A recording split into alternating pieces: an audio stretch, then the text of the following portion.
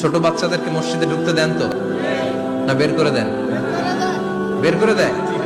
সর্বনাশ, বাচ্চাদেরকে মসজিদ থেকে বের করবেন না, কখনোই বের করবেন না। তুরস্কের বিভিন্ন মসজিদে বড় বড় ফেস্টুন দিয়ে লেখা থাকে, তারাবির নামাজে, জামাতের নামাজে মুরব্বীরা যখন সামনে নামাজ পড়বে, পিছন থেকে যদি ছোট বাচ্চাদের চিল্লা চিল্লি আর কিচির মিচির শব্দ শুনতে না পাওয়া যায়, তাহলে ভবিষ্যৎ প্রজন্ম নিয়ে আপনারা চিন্তিত থাকুন।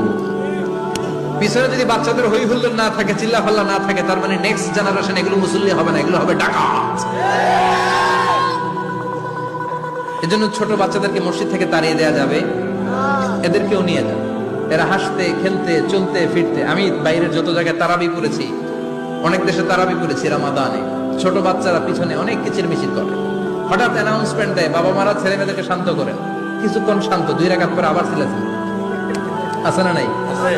ওরা যদি না চিল্লায়, ওরা যদি লাফালাফি না করে, লাফালাফি কি 80 বছরের মুরব্বী করবে? কথা কয় না। মুরব্বী লাফালাফি করলে এটা মানাবে?